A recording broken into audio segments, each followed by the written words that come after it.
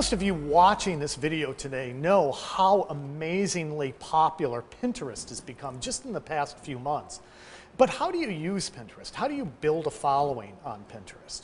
Well, today I'm going to pose that question to John Accarino, who is the Director of Social Media for the unified marketing agency Definition 6.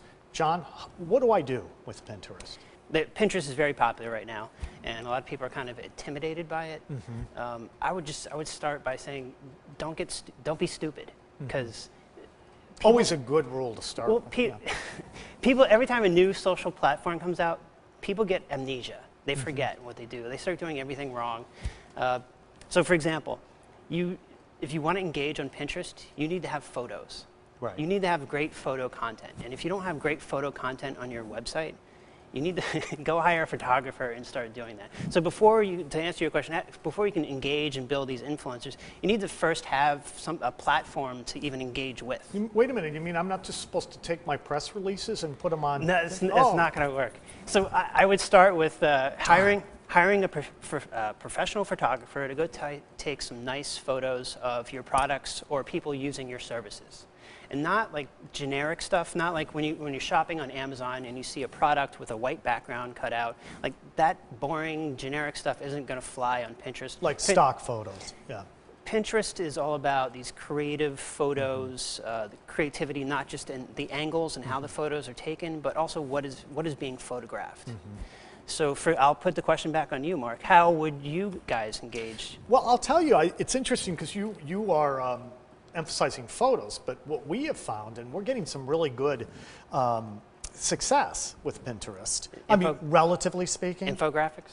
Infographics is big.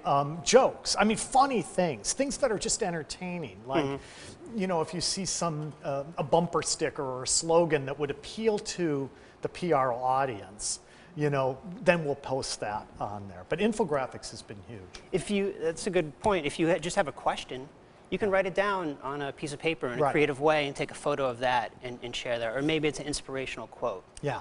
So something like that is fine. But you know, roaming our conferences and taking pictures of conference attenders drinking coffee is really not going to do it. Or your friends doing keg stands. Like, save all that stuff for Facebook.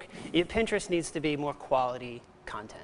I think so too. And to what I was saying before, don't be stupid. All right. You have this quality content, you put it up there, and I see brands make this mistake all the time, and for anyone who's watching this right now, don't make this mistake.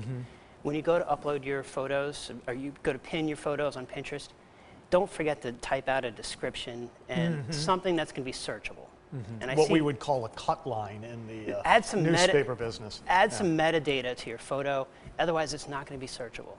And I see big brands make this mistake every day on Pinterest, and I want to jump through the monitor and like strangle them. So they just post the photo and nothing else. Right, and I would tell people to go dig up your Flickr strategy from 2004 or 2005 or whatever. Look at that and just kind of refresh it for Pinterest. Flickr was all about adding in the descriptions and the tags and throwing in links here and there. And you can do the same thing on Pinterest.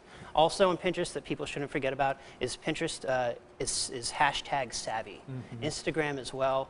Anytime you're going to upload something to Pinterest, make sure you add in a few common hashtags. What will happen is when people see that photo on Pinterest, they can click on those hashtags, and that's going to do a group search around that hashtag. It's really going to help your photos get discovered on Pinterest. That's a great tip.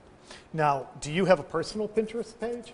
I do. Yeah, I do. And what do you post? Well, I started off just because Pinterest is like 97% female. So I started to just kind of go the anti-Pinterest route and see if I could get these 3% of guys to really, really engage.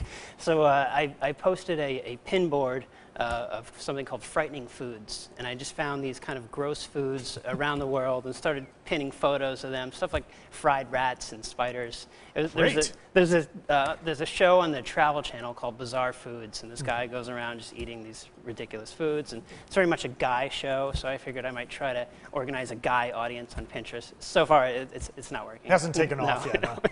I would recommend, if you're scared to get involved in Pinterest and you want to kind of get your toes wet, I would recommend, and you're a guy, I would recommend starting with infographics. For example, on Reagan, just go on Reagan's website. There's some great infographics. Start by pinning those and see if you. And people can use them. That's what I like about the infographics. They can put them in their presentations, everything else. Well, thanks a lot for coming today, John. No problem.